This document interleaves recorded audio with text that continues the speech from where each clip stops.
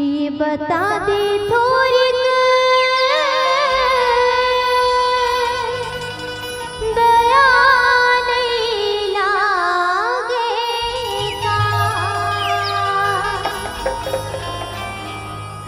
आज भगवान श्री रामचंद्र जी महाराज ने वनवास के रद्दा दिखावत है मैया माता के कही। और जब एक संतान अपन पिता से दूर होते मैया जे में ओकर प्राण बसे है तो ओ पिता के पुकार का होते और वो प्रजा के पुकार का होते। आओ ये भजन के माध्यम से आप मतलब बताए के प्रयास करते हैं।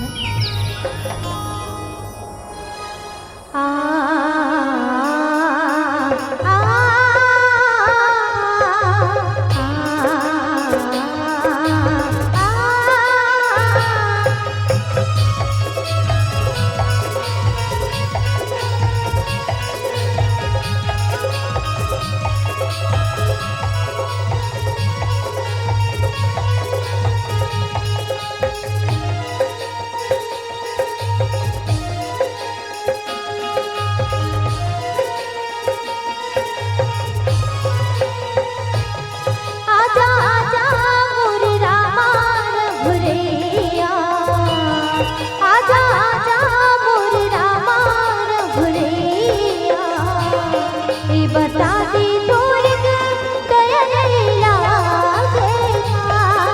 बता दे थोड़ी दया नहीं लागेगा। आजा मोर रामा रघुरैया, आजा आजा मोर रामा रघुरैया। बता दे थोड़ी दया नहीं लागेगा।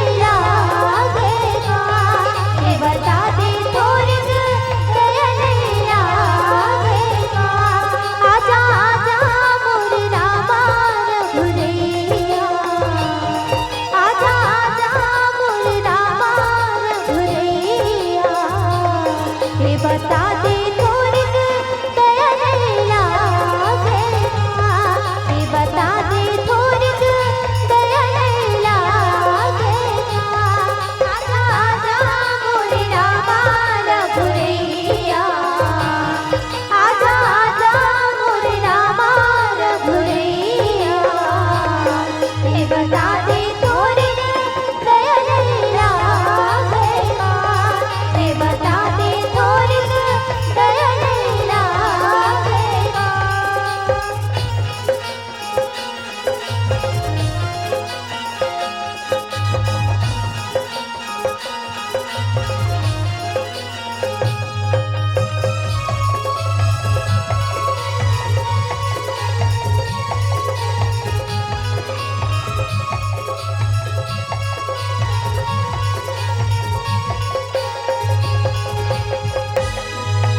पानी भी जैसे तड़पते मछली तू ही बानी छटपटा। माया हिलोर मन हिलते भितरी रही रही तोला सया।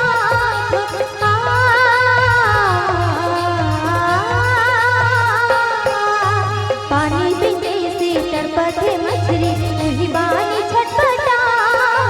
माया हिलोर मन हिलते भितरी रही रही तोला सया।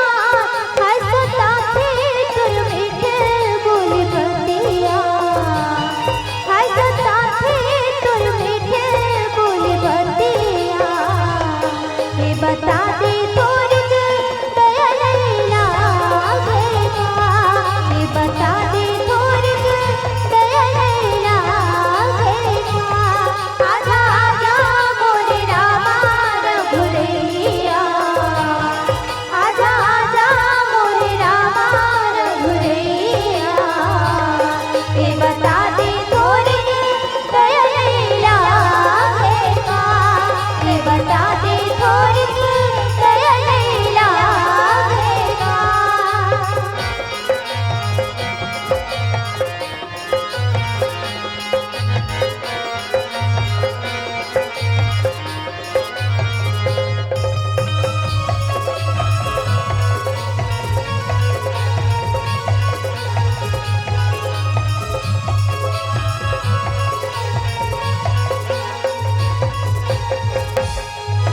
मुक्तिले बुड़ती बेरा नहीं करते उन्नत कहा तेरे रात।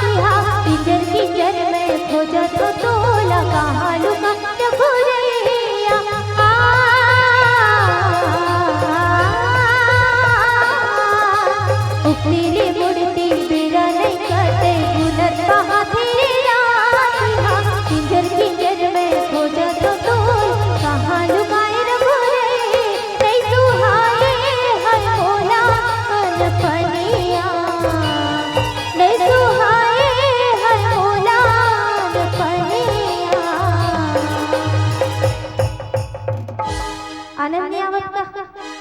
महतारी मन ला एकदम जमहात बैठे हो।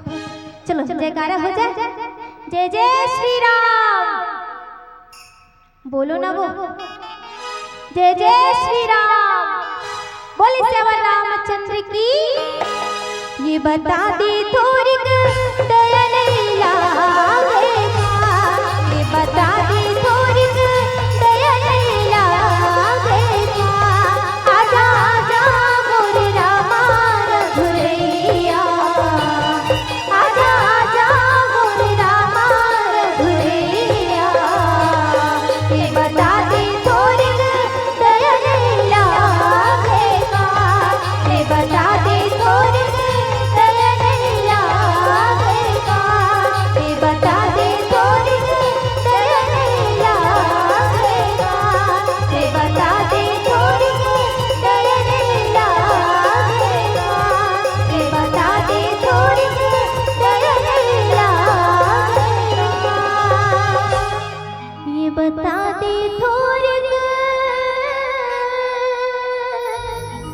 दया नहीं लागेगा। बोल